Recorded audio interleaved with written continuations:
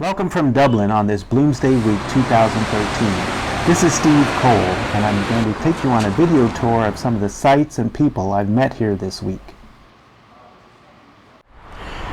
For me, Ulysses is a book about Dublin.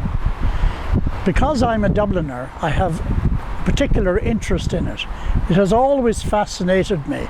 Now, I know that the story of Ulysses extends way beyond Dublin, but Joyce concertinaed into one day, and that's been good enough for me. And it's very easy for me to understand it because I'm a Dubliner. First stop is 7 Eccles Street, home of the Blooms, not far from St. George's Church. It's a hospital now, but still the faithful come to spend some time reading from Ulysses. Held forth from a white petticoat bodice and taut shift straps, a woman's hand flung forth a coin over the area railings. It fell on the path. One of the urchins ran to it. Although the Blooms' house is gone, the houses right across the street mirror the look of their home.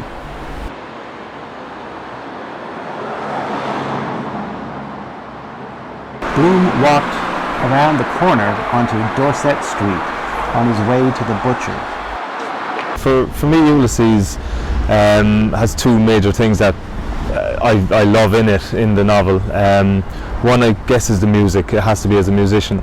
The Sirens episode especially is remarkable in how much music there is, but it's dotted throughout the entire novel, and it's a beautiful way of getting into the book. There's so many beautiful music hall songs, and it's very inspirational, I think, even for a contemporary artist, to draw an awful lot out of it, out of the universal themes of love and loss and loyalty and all the rest of it.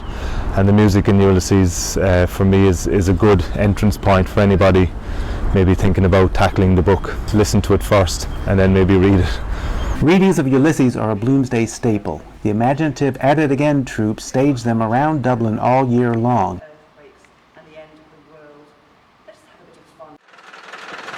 On a bus tour sponsored by the James Joyce Center, I visited Sandy Cove, home of the Martello Tower.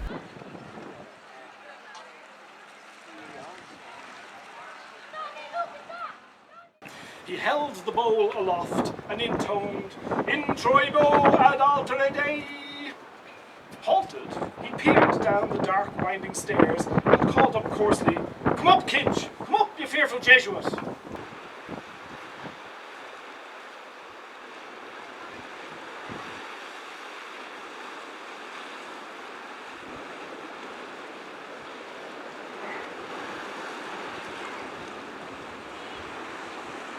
This is where Buck Mulligan flung himself into the sea in the first chapter of Ulysses, the 40-foot. The boys go down to the 40-foot swimming hole just beside the Martello Tower.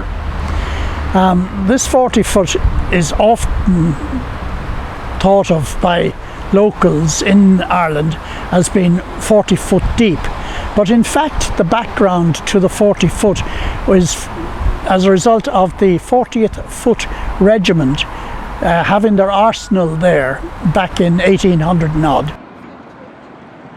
The River Liffey that split central Dublin in half is crisscrossed by the action in Ulysses throughout the novel. In central Dublin, Ulysses' sights seem to be on every corner.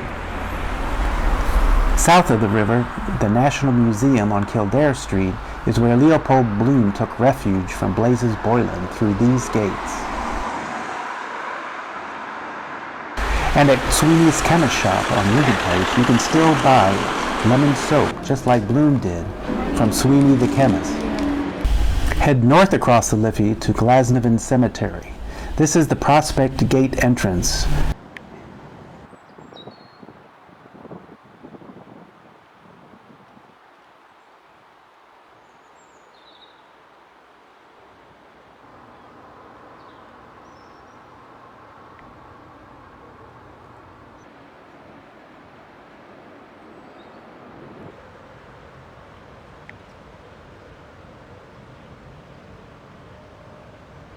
There's so much to see about Ulysses all over Dublin. You really need a good map. My name is Rachel Kerr. and I am from Dublin, and I launched a map last year based on everywhere that's mentioned in Ulysses, and it's called Bloomsday. So the Bloomsday map is formed primarily from the map, which is this main section here, and that plots everywhere that was mentioned in Ulysses, and it is real and in existence on the 16th of June 1904. So key Dublin landmarks are pulled out, important places in the text. Then the tramways are all these white dotted lines. The other area of the map is the waterway, so that's Dublin Bay, the Liffey and the canals, and they're formed from extracts from Ulysses which are specific to Dublin, and where possible they are placed as close to their corresponding geographic location. So for example, all the Sandymount quotes are down around here, and the Ringsend ones are here. Most about Ulysses. For me, as a Dubliner, it has to be just the fabric of Dublin that is in Ulysses.